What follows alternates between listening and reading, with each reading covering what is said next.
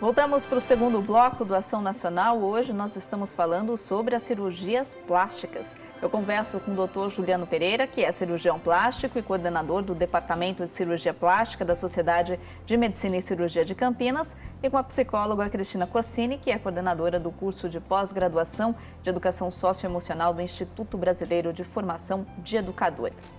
Nós temos dados que o Brasil está lá no topo do ranking em relação às cirurgias plásticas. Em 2016, era o segundo país, só perdia para os Estados Unidos. E o doutor Juliano estava me contando que a projeção para 2018 é que o Brasil suba ainda mais no topo do ranking e alcance a primeira posição em números de cirurgias plásticas. Em um momento, doutor Juliano, que o Brasil está vivendo uma crise econômica. Crise política, crise econômica, e para esse setor da estética e da beleza, pelo jeito, não tem crise. Por que esse aumento no ranking e por que essa procura tão grande dos brasileiros pelas cirurgias plásticas? Renata, essa observação é muito importante, né? Em 2016, nós éramos o segundo maior país de cirurgia plástica do mundo, como você citou, e as projeções para 2018 é que a gente assuma a liderança no número de cirurgias plásticas, né? Eu atribuo a esse incremento da indústria da cirurgia plástica principalmente pelo momento de crise. Então, as pessoas, corroborando o que a doutora Cristina falou, as pessoas não estão se sentindo bem, seja por um motivo ou por outro, e vendo no seu corpo uma melhora, um estímulo, se sentindo mais bonita, mais desejado, mais agradável, talvez seja até um alento para esses outros problemas que a pessoa, porventura, venha sendo submetida. Então, a indústria em geral da estética, ela não foi afetada diretamente pela crise que a gente teve em 2008, 2014, 2016. Então, a gente atribui a esse sentido. E, mais ainda, os procedimentos ancilares, que a gente chama, que são aqueles procedimentos minimamente invasivos, tiveram um aumento ainda maior da procura. Então, muitas vezes a paciente, num momento de crise, não consegue fazer uma cirurgia, mas ela consegue fazer uma aplicação de toxina botulínica ou um preenchimento que pode melhorar o aspecto dela e não necessariamente ela passar por uma cirurgia. Ela busca alternativas. Alternativas, então, né? Mas ainda dentro da beleza. Da beleza. Uma coisa que a doutora Cristina pode até comentar conosco se ela se sente não bem com o seu aspecto atual, ela vai buscar uma alternativa. E aí mora o perigo. Então, nós temos que estar sempre buscando a alternativa correta, mesmo que ela custe um pouco mais, que nem sempre esse custo é maior, mas que essa alternativa não seja qualquer alternativa. E o que a gente tem visto aí, como a gente havia conversado, são buscas por soluções que não são apropriadas para o paciente. E que às vezes não são nem reais, né, doutor? Não são reais. Não se chega a esse resultado. Não se chega, exatamente. Mas tem um outro lado também disso, que é um lado positivo, talvez, doutora Cristina. Não no sentido de compensação, talvez, bom, a gente não está bem economicamente, vou ficar bem com o meu corpo, mas se a indústria da beleza cresce, quer dizer que a gente consegue pelo menos um pouquinho ter acesso a isso, toda a população. Sim. Talvez não a uma cirurgia plástica, mas ao setor de beleza, de alguma forma. Eu acho que é a questão do cuidado, né, de você... Porque eu falo, a vaidade, ela não é um problema, ela não é um defeito. O problema é quando você extrapola, é quando você não tem o bom senso e não tem alguém que também, né, coloque você com um senso de realidade, né? Então, é quando a gente deixa com que esse lado emocional, ele aflore muito, né? E geralmente isso está ligado ao medo, né? Ao medo de ser abandonado, ao medo da rejeição, né? Então, são os nossos medos, na verdade, né? Então, eu tenho medos reais e tenho medos que não são reais. Que a gente cria. Isso, e que são criados, e aí entra a questão da fantasia. Né? Então, nesse sentido é que entra a importância, às vezes, de ter o profissional que tenha esse bom senso, que saiba, né, lidar com isso de uma forma capacitada, de uma forma condizente, né, que tenha uma boa formação para até poder orientar, porque, infelizmente, hoje, assim, os nossos desejos, né, eles não têm limites. desejo, a mente humana, né? Ela não tem barreiras, se a gente pensar em termos de desejo, né? O que nos faz ter essa barreira é o nosso senso de realidade. Só que quando a pessoa não está bem, emocionalmente bem, e aí a gente está falando de patologias, lógico, o que acontece com esse senso de realidade? Ele não funciona. Né? Então as pessoas querem o senso e de vão realidade buscar. pode ser afetado, por exemplo, por uma situação difícil que a pessoa passa, às vezes um divórcio, às vezes uma perda de alguém da família, Sim. ser afetado e aí procurar um caminho assim, um pouco mais definitivo, que como é uma cirurgia, divórcio, por exemplo. Né? O divórcio é um rompimento, fechou um ciclo, né? E o divórcio significa uma separação de algo que lá atrás, quando foi construído e viveram felizes para sempre, que é essa nossa sociedade, né? Então, se houve a separação, por mais que eu quisesse aquela separação, eu perdi, né? E aí entra o nosso lado mais narcísico, né? Então, eu vou me arrumar, eu vou cuidar do meu corpo. Então, assim, até então eu nunca me preocupei com isso, mas agora eu vou cuidar do cabelo, eu vou cuidar do meu corpo, eu vou cuidar da maquiagem, enfim. E aí eu vou encontrar alguém. Só que daí, daqui a pouco, se aquela ferida não foi devidamente cuidada e se o motivo que levou à minha separação também não foi cuidado, muito provavelmente a história vai se repetir com outro, e com outro, e com outro, e assim, E né, isso serve para muitos casos de separação, né, que a gente sofre ao longo da vida, uma perda de emprego, por exemplo. Isso, e aí, doutor, me leva a uma outra pergunta. Um médico cirurgião plástico contraindica a cirurgia em alguns casos? Podemos contraindicar. Às vezes, no caso que a doutora falou, por exemplo, a gente vê muitas pacientes nessa situação, em que nos procuram, mas muitas vezes é um recomeço.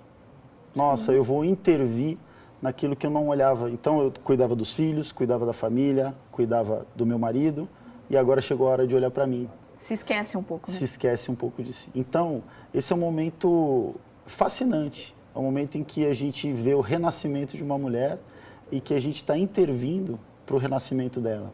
Então, é o que a gente falou no bloco anterior. É a preocupação tanto no pré-operatório como a ação transformadora que a cirurgia pode trazer.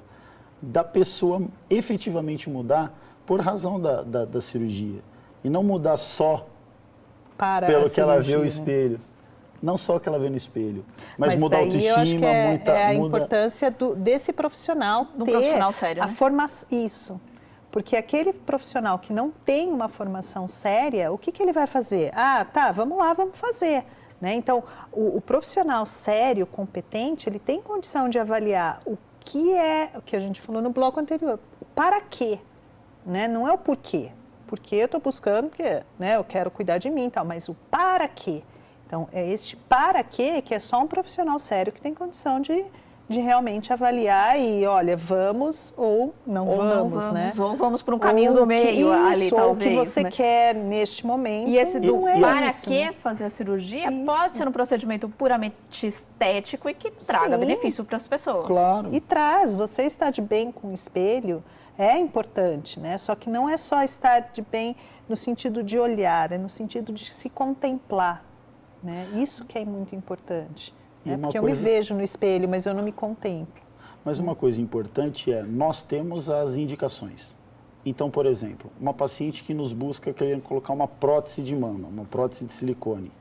A gente percebe que ela tem uma hipomastia, então ela tem uma mama diminuída. Essa mama diminuída, ela pode ser corrigida com uma prótese. Então, o que o cirurgião plasticidade é buscar a harmonia. Então, eu acho que nem sempre a paciente que vem buscar uma cirurgia plástica, ela está insatisfeita consigo própria. Não. Eu costumo dizer uma frase, nada é tão belo que não possa melhorar. Às vezes ela está bem, mas a gente pode buscar uma melhor harmonia daquele corpo. Seja diminuindo uma ruguinha com uma toxina botulínica, seja aumentando as mamas, seja levantando essas mamas após a amamentação, que acontece. Então, nem sempre a paciente vai buscar por um descontentamento pessoal que ela esteja. Isso, na nossa opinião, são casos separados e que a gente precisa fazer o diagnóstico. Mas, em sua maioria, elas querem melhorar aquilo que já está bom. Então, a gente pode fazer, e por isso é importante o diagnóstico pré-operatório. Então, a paciente tem indicação, por isso que eu acho importante a gente identificar até quando a paciente busca algumas bizarrices que a gente fala. Por exemplo? Doutor, eu queria colocar uma prótese de 800 ml. Então, a gente tem que explicar para ela por que esses casos que a gente vê na mídia não são casos que vão trazer a harmonia para o corpo dela. Dentro de uma medição, e a gente tem medidas de tórax, de distâncias entre a papila mamária, e a gente tem como definir isso por medidas. A gente tem que mostrar para ela que aquilo não está adequado. Os exageros são sempre temerários na cirurgia plástica. E aí os exageros podem chegar em casos absurdos e extremos, talvez, que nós vemos de pessoas que buscam parecer com outras pessoas, até com personagens. O Ken humano ficou muito famoso e a gente vê pessoas que buscam se parecer com um cantor, com um ídolo. Isso é extremamente perigoso e eu acredito que um profissional sério não faz esse tipo de coisa. Sem dúvida nenhuma. A gente precisa identificar, diagnosticar e encaminhar para um tratamento. Com a doutora Cristina, com o psiquiatra que trabalha junto. Então, eu acho que a atenção à saúde do paciente, então isso que é importante. O paciente que nos procura, a gente tem que ver a atenção global à saúde. Isso inclui a saúde psíquica, psicológica, isso inclui a saúde física do paciente. A gente fala muito da questão psicológica, que é o fulcro da nossa discussão, mas tem os aspectos físicos da paciente. Exames pré-operatórios, tem uma série Afinal de contas, é uma cirurgia, né, doutor? É uma cirurgia, ela tem riscos calculados que podem ser minimizados com locais apropriados a serem realizados. Nós que temos clínica ou operamos em hospitais, nós somos visitados regularmente pela Anvisa.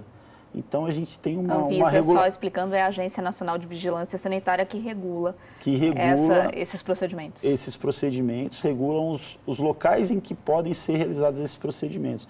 A gente passa por uma bateria de regulações, documentações e tudo para ser um máximo seguro qualquer procedimento. Então, eu acho que toda essa gama, trazendo uma segurança para o paciente, indicando corretamente, identificando aqueles que não têm indicação, como a doutora Cristina falou, eu acho que é o melhor caminho. Lembrando que a gente está pensando na saúde do paciente e não estritamente na sua estética, né? Pessoas que buscam essa caricatura, talvez, né, doutora, que, como o caso do Ken humano que a gente falou, já parte para uma patologia. Aí a gente já entra na questão, até não é nem só de autoestima, mas a gente já entra na questão da distorção, né, da própria autoimagem, né, da própria quem sou eu, né? Então, assim, aí já entram outras questões e que podem sim envolver uma questão até de saúde mental, né? E que aí precisa de um tratamento ainda mais próximo, digamos assim. De muito cuidado, Hoje a gente vê muitos transtornos, né, de personalidade e que, de repente, já entram até nessa questão estética e externa, né? Não estética, desculpa, externa. Né? Então, eles incorporam tanto esse personagem que precisam, né? Eles se acham o personagem em si. Né? E pode levar até a morte, que já aconteceu, inclusive. A gente vai para mais um intervalo, na volta tem mais conversas sobre cirurgias plásticas aqui no Ação Nacional. Daqui a pouquinho.